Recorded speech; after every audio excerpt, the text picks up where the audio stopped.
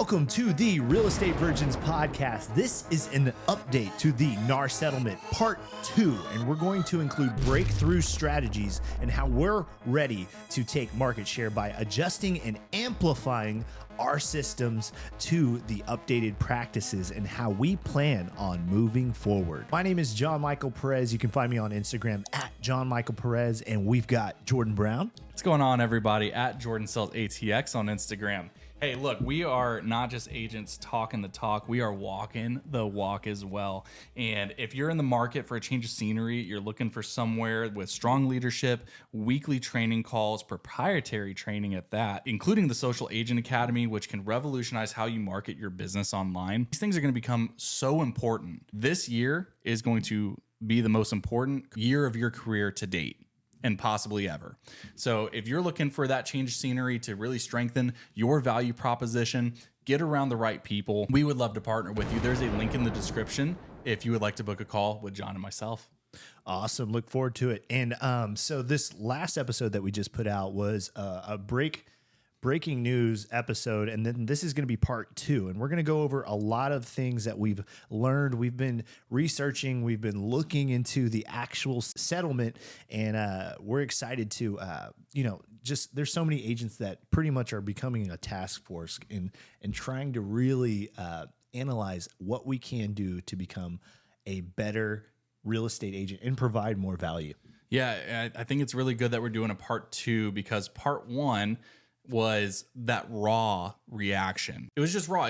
That's what it is. It was just a very visceral reaction to the news and your initial thoughts. Now the dust is settling just a little bit. We've had conversations with people within leadership. We've had people within our organization. We've seen comments online. I know that I posted something. I knew it was going to be a fire starter comment in one of the mastermind groups online. Got like 5,200 likes, thousands of comments.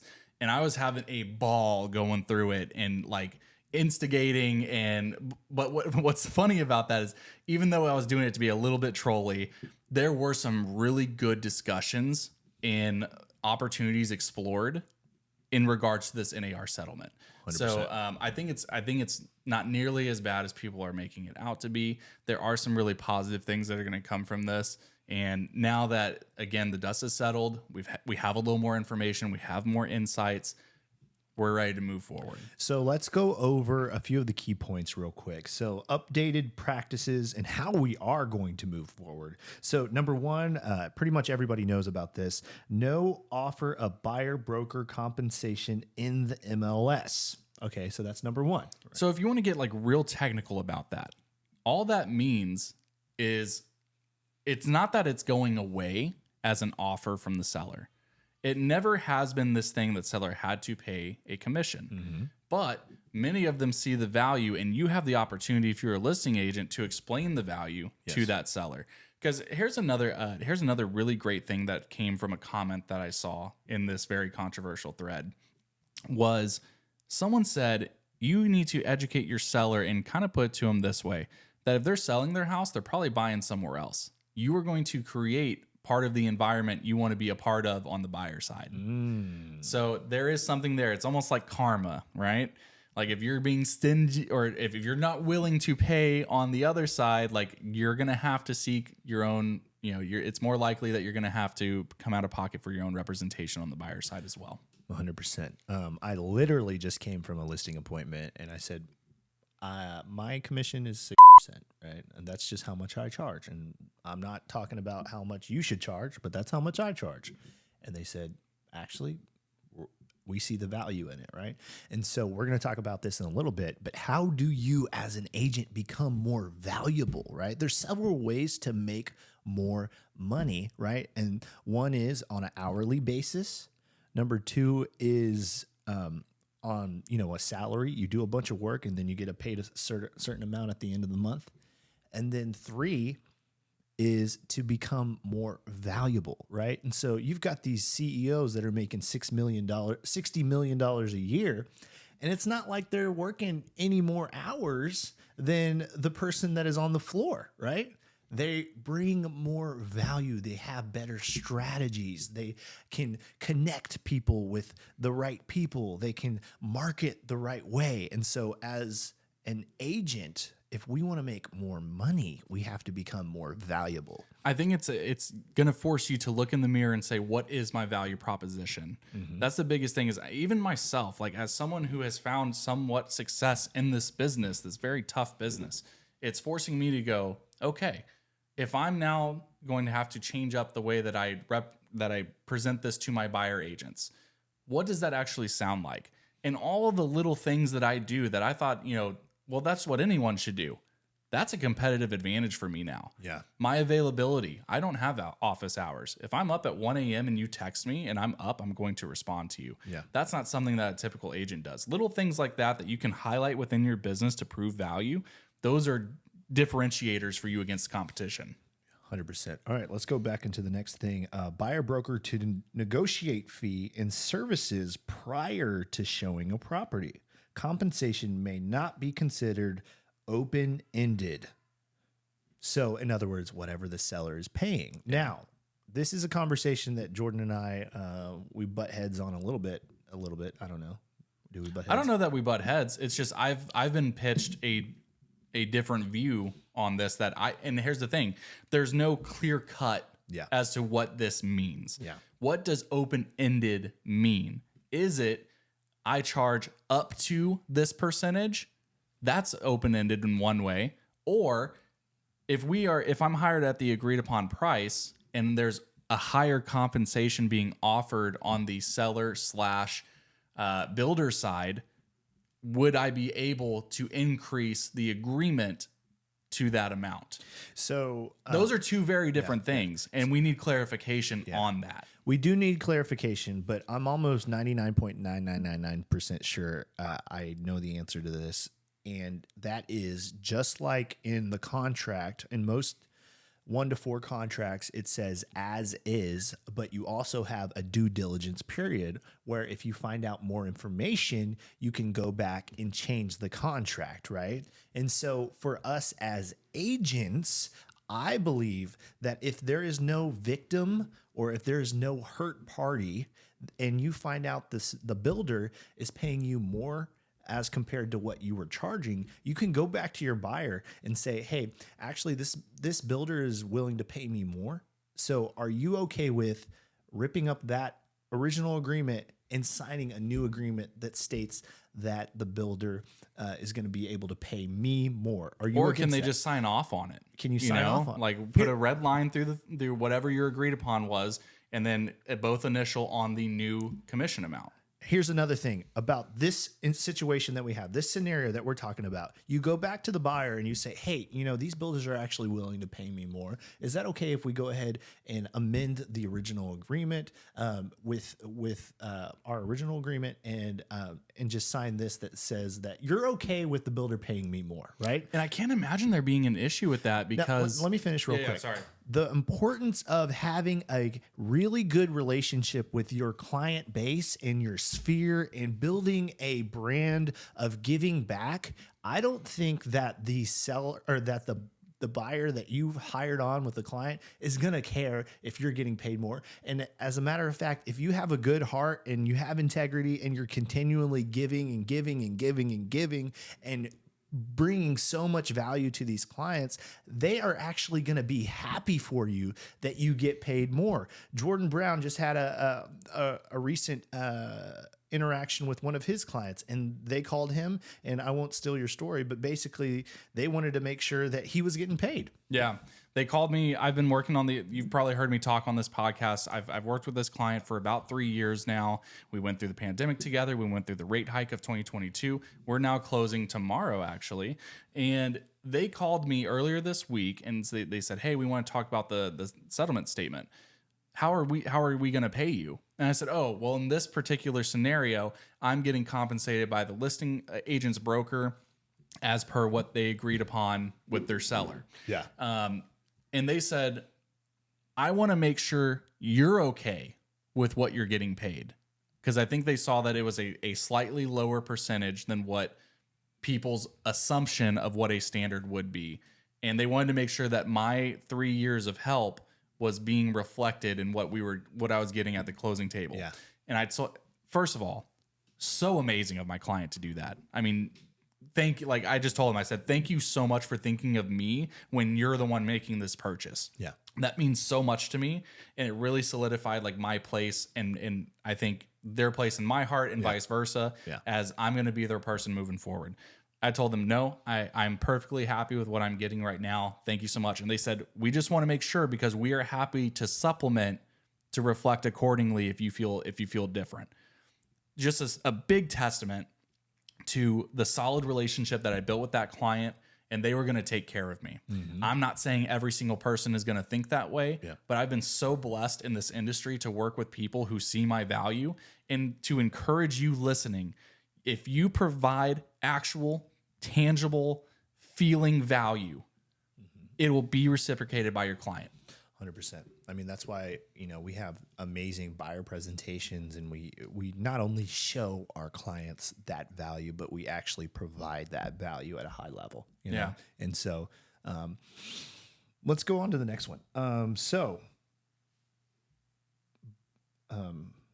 This isn't really going to pertain to, I think it's useless of even saying, but buyers may not offer services as free unless there are no financial compensation from any source.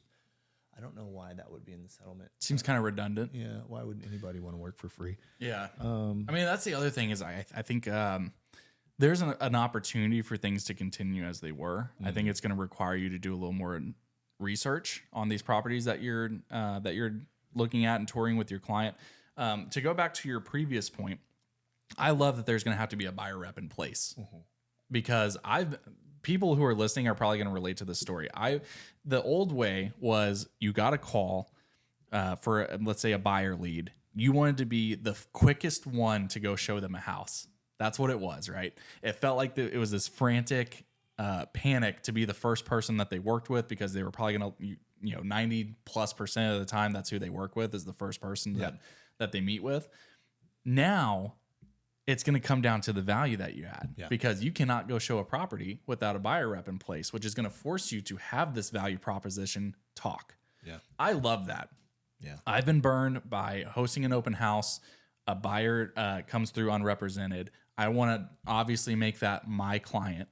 And this particular person I'm thinking of, I went the very next day, showed them 3 properties. They ghosted me. 2 months later, they bought with someone else. Yeah. This would prevent that. This would make it sit down and have a much more professional conversation about you are hiring me for these services. This is what you can expect from me. And if you're okay and you want to get started with this home search, we're going to have an agreement in place. The major separator between the agent that is going to succeed in this new environment and the agent that won't succeed is the agent that is purely transactional as opposed to being relational.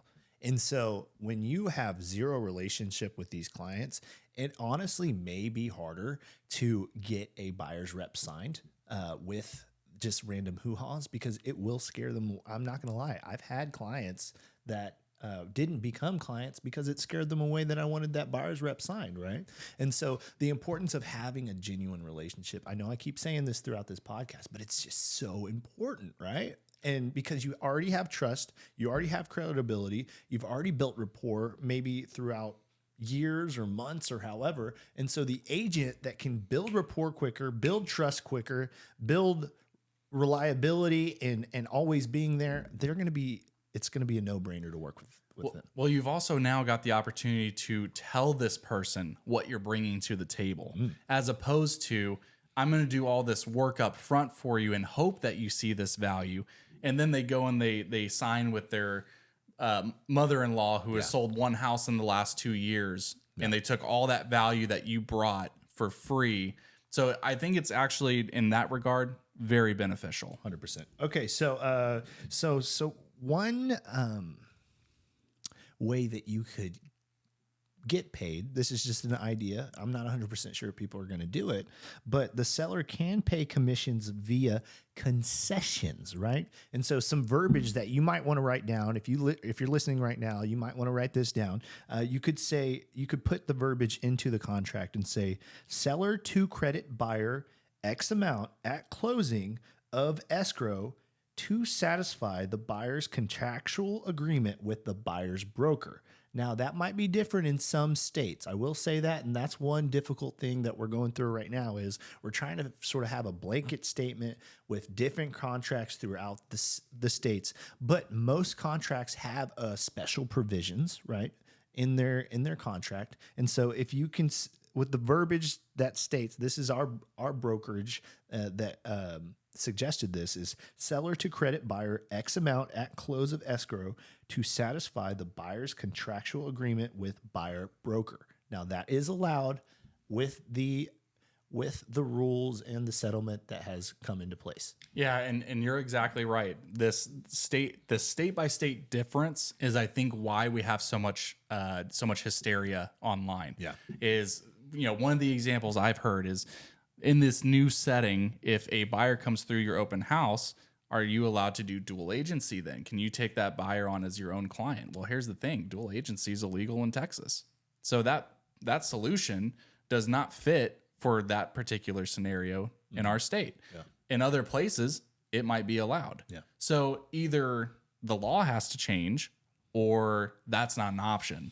So that's the only reason that I can see why there's especially with me, like whenever I'm looking for solutions, I like there to be really clear things. Hey, this is how it applies to you specifically. Yeah. And instead, everything that was going on online, like even the suggestions that I'm hearing and the difference of opinions of people nationwide on this thread, again, I knew it was going to be an igniter. That was the whole purpose, is to get discussion going. But the differing opinions are coming from their experience. Mm-hmm. It's coming from what's allowed in their state. So there's changes to happen. Your state brokers are really the ones who are going to break this down for you. Yeah. Okay. So I think, is there anything else in there? Let's see here. I don't really understand this one, and maybe I should, but no requirement of blanket, unconditional, unilateral offer of compensation to a buyer broker. Do you understand that? Repeat it again. No requirements of blanket, unconditional, unilateral offer of compensation to a buyer broker. No requirement of. So, I mean, that's just. I think it's just saying you have to let it be known that there's not a. It's not required to pay for this buyer agency compensation. Okay, that's what I think it is. I understand. It's not required, and here's the thing: it never has been. It never has been. And okay, so this is. I understand it now. I apologize. For the most part, within the MLS, you could never put 0%. Correct. And so you always had to put like $1. And so now there's nothing. You can't put any type of. There's not going to be a comment. I think they're completely removing the section that talks about commission. And so that's where the whole off MLS part comes in. Yeah. Seller may negotiate buyer to buyer if asked for as a concession. So this really, everything is negotiable now. You know who, and I didn't have the capacity or like the understanding to digest this on the first one, this specific point. I think the real losers here, at least by this current way that it's going, if nothing happens to get addressed, it's our veterans who are trying to use their VA benefits to buy a house because they cannot out of pocket pay for agency, for buyer agency. A lot of them, not everyone, but yes. So you have first time home buyers who maybe are not educated on the process. Yeah. Who are more likely to get taken advantage of.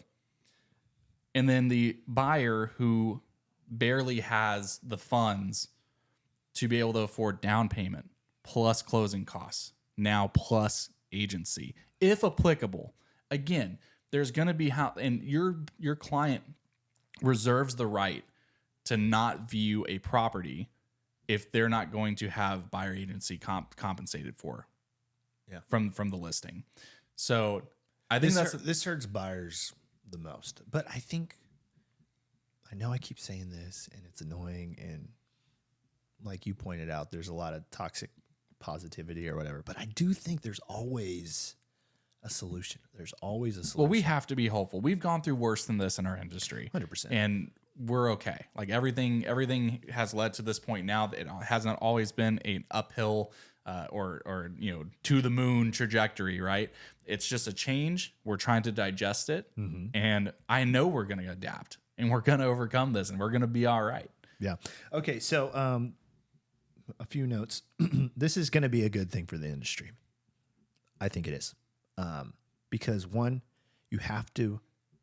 it's going to weed out a lot of part-time agents. Oh, market share is up for grabs, baby. Yeah, I already can see it, and I can already feel it. Two, it's going to be really good for bigger brokerages. Do you know why? Because it's going to allow for the opportunity for these brokerages to start creating their own markets, right? And so that's at least my opinion.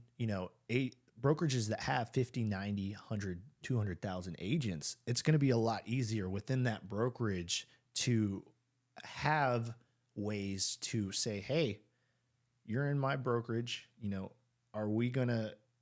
going to be easier to communicate. Hey, am I getting paid for this?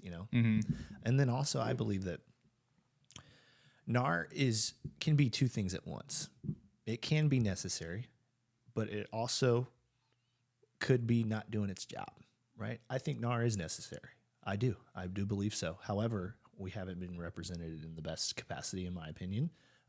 So there's going to be competition coming out. I think, real quick, you mentioned that you don't feel like they represented us. I agree and I disagree. Okay. Yeah. And that because the more that I've had the chance to really think about this and again, hear these differing perspectives, and I'm not saying I'm totally right or wrong either, is they stopped us from being on the line on a lawsuit.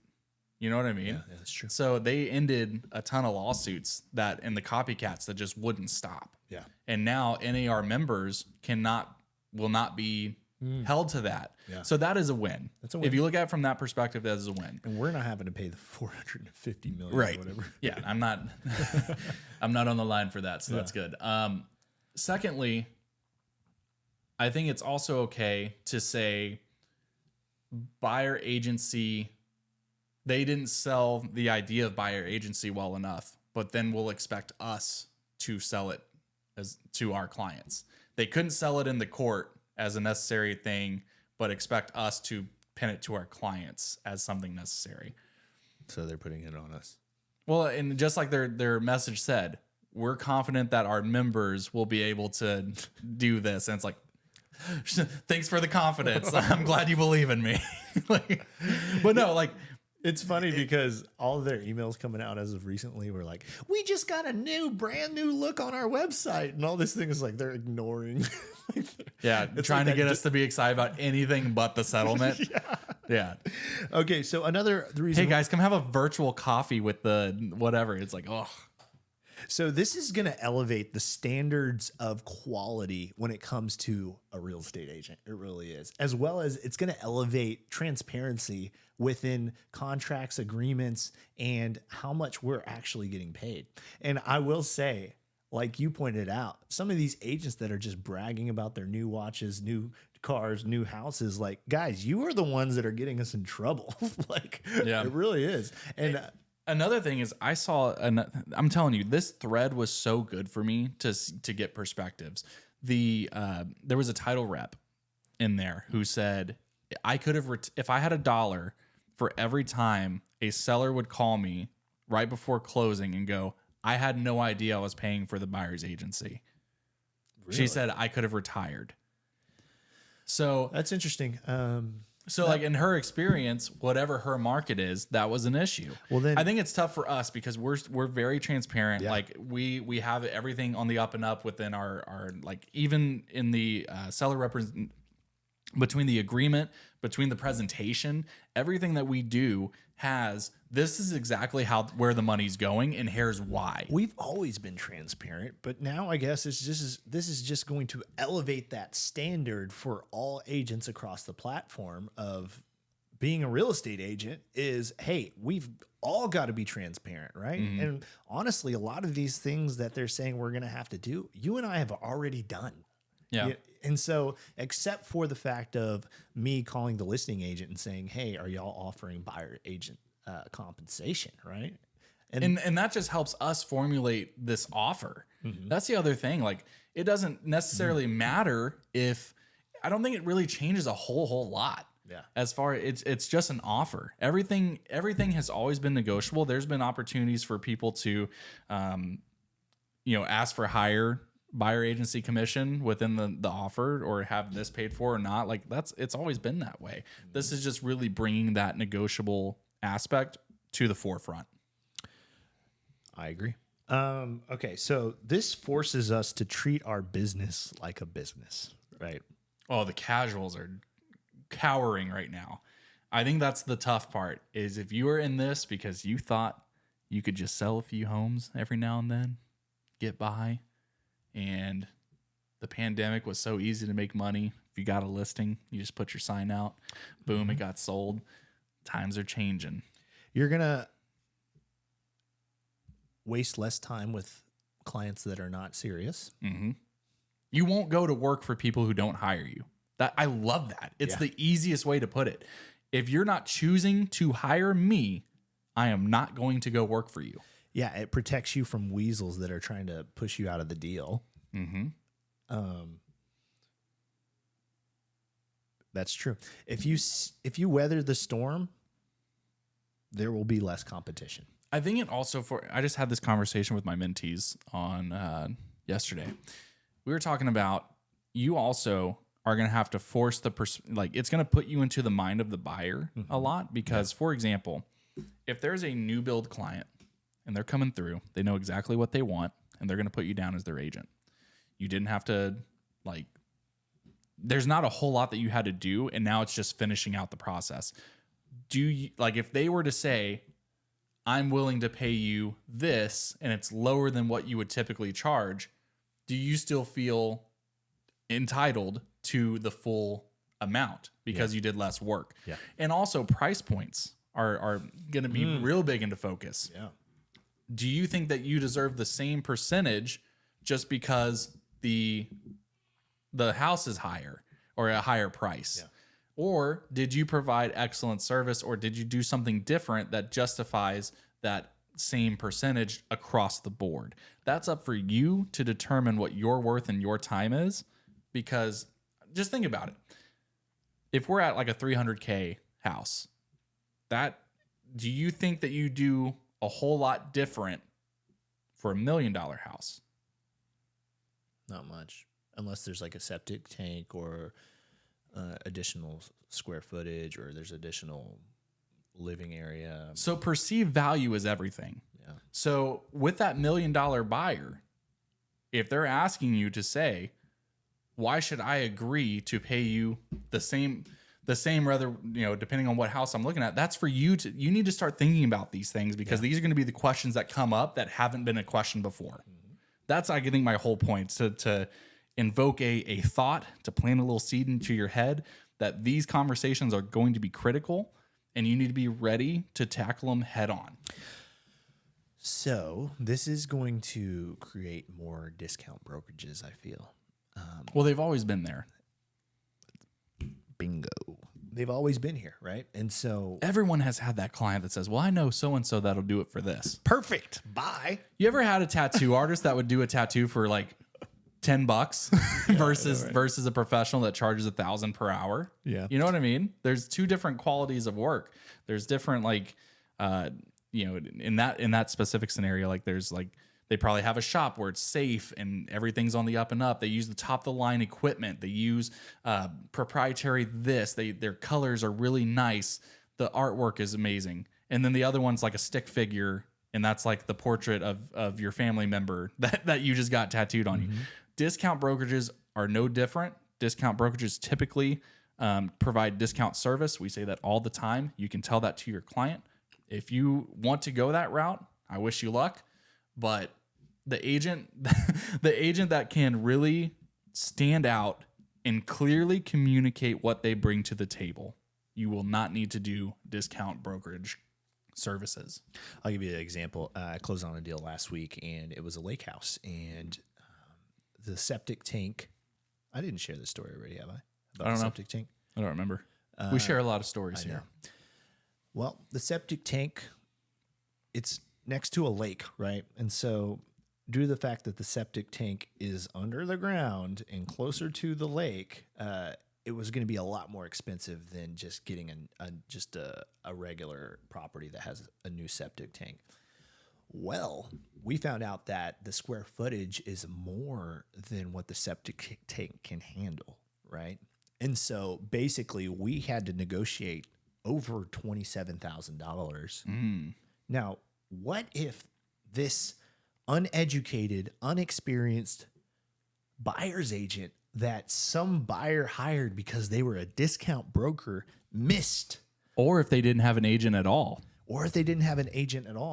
And they missed the fact that that septic tank needed a new septic tank, right? And they just lost 27 grand, right? Because they had to install a new one themselves, right?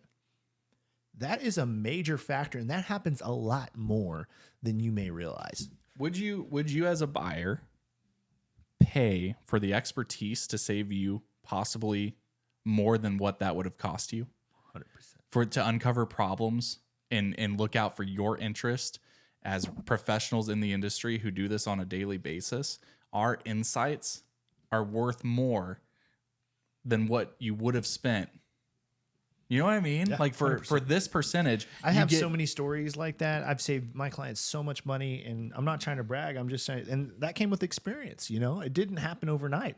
And the thing is that if you're a brand new agent and you're listening to this, you need to surround yourself with agents that have experience, that have results, because you're not going to be able to get those experiences and results. And you're going to be able to skip the line when it comes to these obstacles, because you have these agents that are surrounding you, that are feeding into you, that are empowering you, and that are legitimately wanting you to succeed, not just from a paycheck standpoint, but from a genuine heart. One of our sponsors, Suman Kim, has something that's so critical for new agents, because I know a lot of new agents that are panicking. Like I said, I had my mentee call yesterday, which is typically brand new agents. And one of the concerns, they said, well, Jordan, how do I build a value proposition when I don't have clients to recall on? So like one of the things you and I do is we have our clients call our past clients. Whoa. You're not supposed to tell that secret. Yeah, hey, you know what? If they've listened long enough, they've heard it before, right? But we have our clients. We got some good secrets. With permission of theirs, we put their phone number down with their review of us, and we tell our clients who we're interviewing with, hey, feel free to call this listing that I handled and ask them about my service.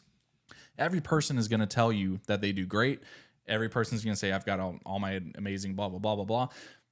Having them hear it directly from a client who's going through what they're going through is a game changer. So if you're a new agent and you don't have any of that, how do you get around it? Suman, on our episode of the podcast with him, says that marketing is your biggest ally to combat inexperience.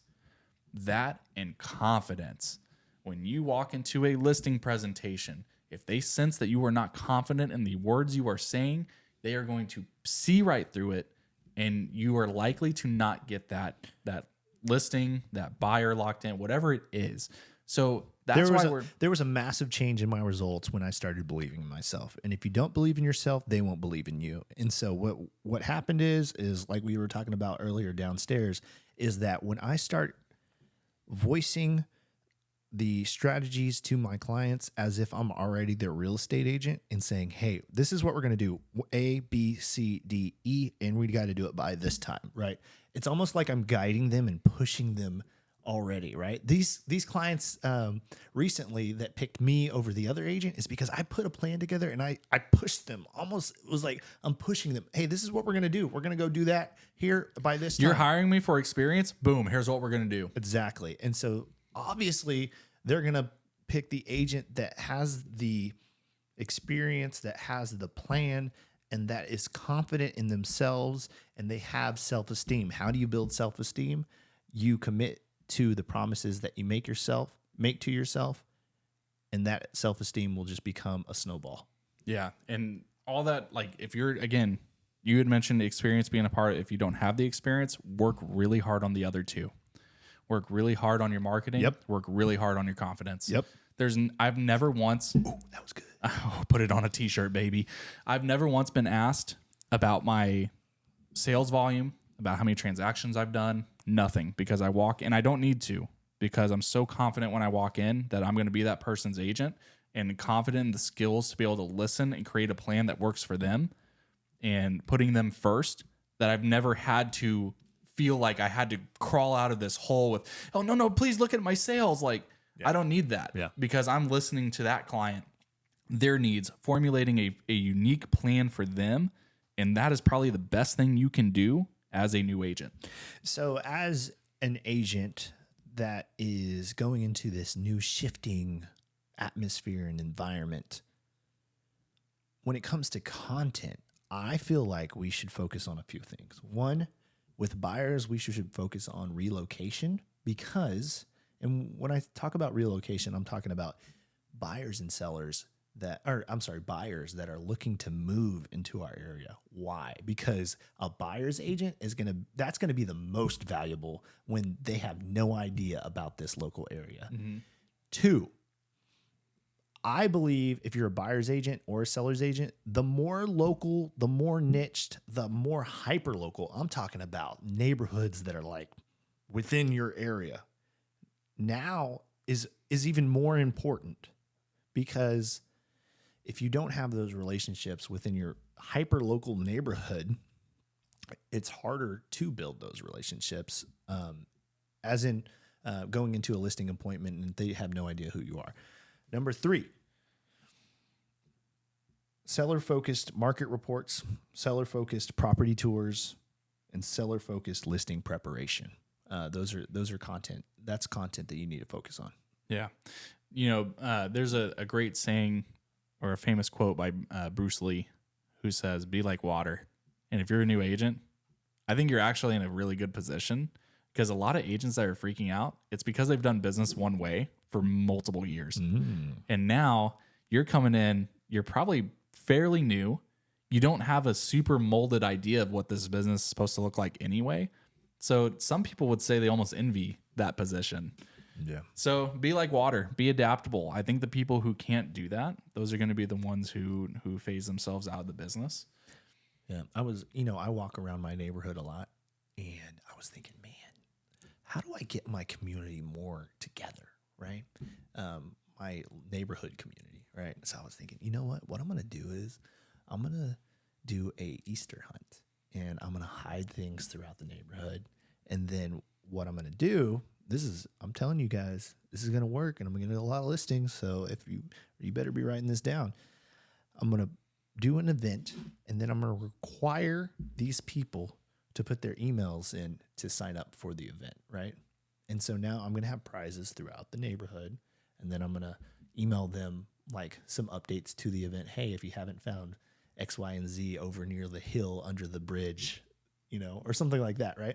And so now I have their emails, I have their contact information, and I'm just going to provide value. I'm not going to really talk too much about being a real estate agent. I might just put like a little thing on the bottom, right? But this is how I get my local neighborhoods information, and then I provide fun events and build relationships, right? And so that I'm pretty sure I'm going to do that soon. That's solid. And I love that. And it's almost it's time to like go back to the grassroots. Yeah. You know what I mean? Like I feel like we got away from it with things just being almost online a whole lot, which that is a critical aspect of your business. It's a whole different segment of the market that you can attract online, but that needs to pair, and it's not to replace your local presence, your local influence. It's to amplify your local presence. So I love that. Think of where you live right now and how you can get more connected with those people. What is it that's missing within your community? What is missing within the lives of people who you live with, like that you live around, that you share your home, location with? Yeah. What's missing? Is it, I think about like our HOA and mine. They do a good job of I think they do like once either a quarter or once a month events. And like, so like, how can you plug into that? How can you amplify them? How can Well, you, here's the thing. You don't need permission to do an event. that's the other thing. Yeah. You don't need, yeah. And also, guys, Facebook groups on the neighborhood apps are the best, right? And so if you post a link to, hey, sign up here, all I need is your email, your name, and I'll get you in on this event, right? More details coming soon. Keep an eye on your email. Exactly. And then you just follow up with these cool events that happen. Hey, here's an Easter egg hunt, or hey guys, I hid something throughout the neighborhood and there's some clues throughout the neighborhood, right? Stuff like that to get people involved, and you're the authority figure within those events, right? Now, when it comes time to sell their house, because if I'm not mistaken, 1 out of 10 people are selling their house every few years, right? And so you've got 1,000+ people. That's a lot of leads. I think there's another stat that says the average person only stays in their home for a max of 7 years. Yeah. So 7 years or below, like they're probably moving somewhere for one reason or another. Yeah. Another great thing to keep in mind with events, things that you can do for like families, kids. People love doing stuff for their kids. Mm-hmm. I think of like back to school bashes. I think of like a fun day in the park that's themed around a holiday or something of that sort. And guys, and don't fret if you're like, I don't have money to do this. Well, partner up with an insurance agent, title companies, lenders. Yeah. These guys are willing to pay for materials and things that, and have a presence there too. Like they're there to help also be a part of your community. It's so easy, guys. Don't overthink it.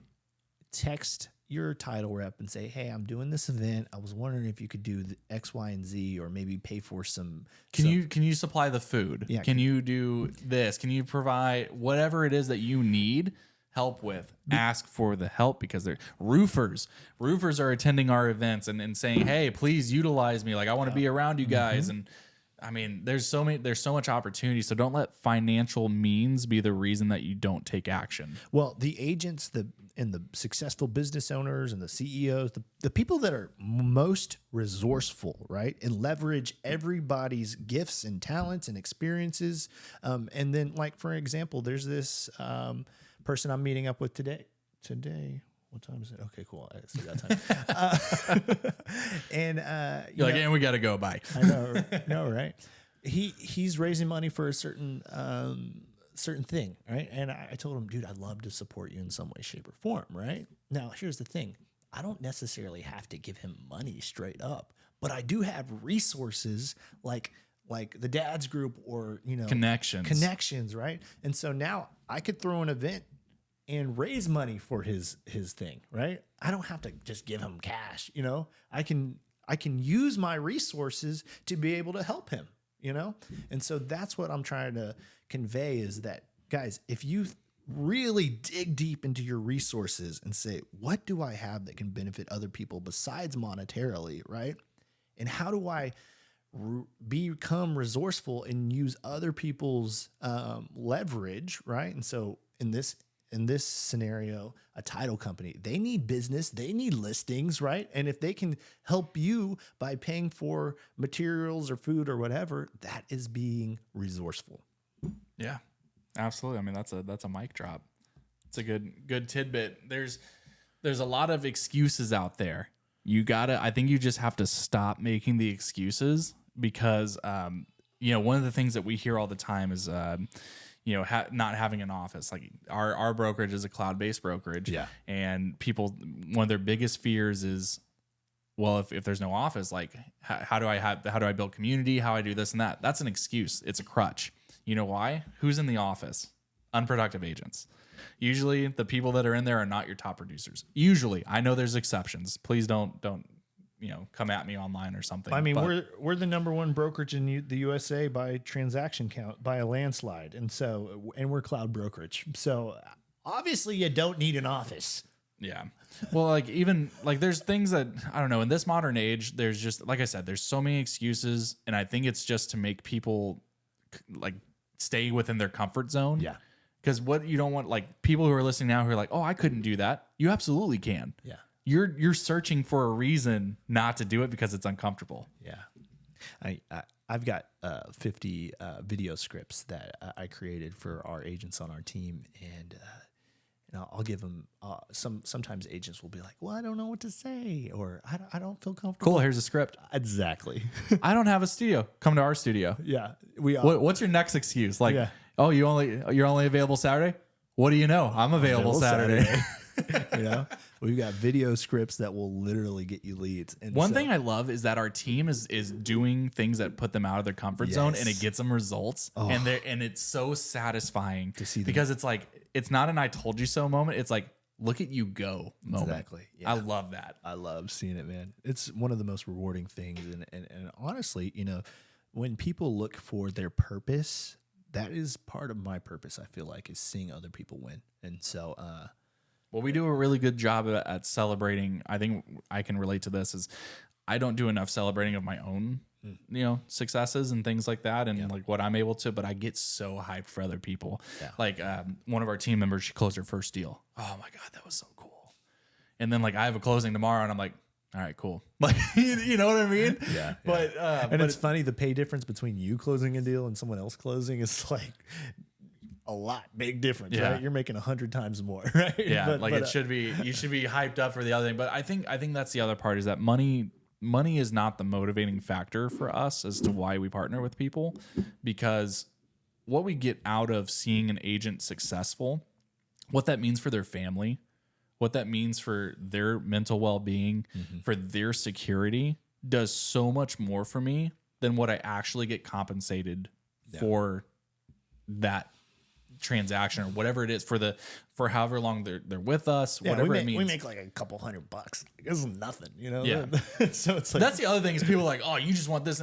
Brother, if you think I'm getting hyped over that, I could go work at Walmart for a day and make more. So there's so much more to it than just that. But yeah, the community that we're building of just like-minded agents who are collaborating and supporting one another and really coming to bat to make sure that the group is better for having each other. Oh my God. we had an awesome event last week. It was pretty fun. We had we about did. 60 agents show up, and Connor came down with his I gotta check in and see how his knee's doing. He got injured on skiing, so and he still made it down here. You know what's funny? Connor Steinbrook, guys, if you're listening, you don't know who Connor Steinbrook is. Number 2 group grower, I guess, a tractor. He has the fastest net growth within EXP. Yeah, he's with the Wolf. He co-founded the Wolf Pack. Co-founded, as well as he went from being 100K in debt to becoming a multimillionaire. It's insane. His story Was so good. I'm so glad he shared that with our agents, and he flew down from Dallas to meet with us to provide drove because of his knee, in pain. And what was funny is I asked him, I said, I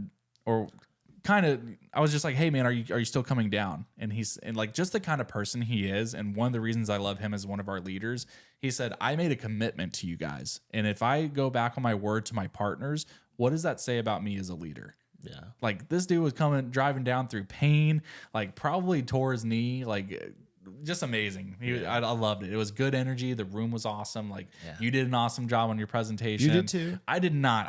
I had the least sexy topic of them all. So it was like, I was so, I don't know, but yeah, then Suman, it was great. But hey, if that's the lowest point, we're only up from here, baby. Yeah, it was good. We got some videos on Instagram. By the way, follow us on Instagram at John Michael Perez. At Jordan Sells ATX. Guys, I hope this episode was very helpful. Pretty much, to summarize it, there's always going to be solutions. Your perspective is either going to be your prison or your passport. Oh my God. Did you just come up with that? I'm going to tell Jordan I came up with that. Oh my, that's the first time I've ever heard that. Bro, that is put that on a t-shirt. Oh my God. And we love you guys. Appreciate you guys. Jordan? Hey, thank you so much for tuning in.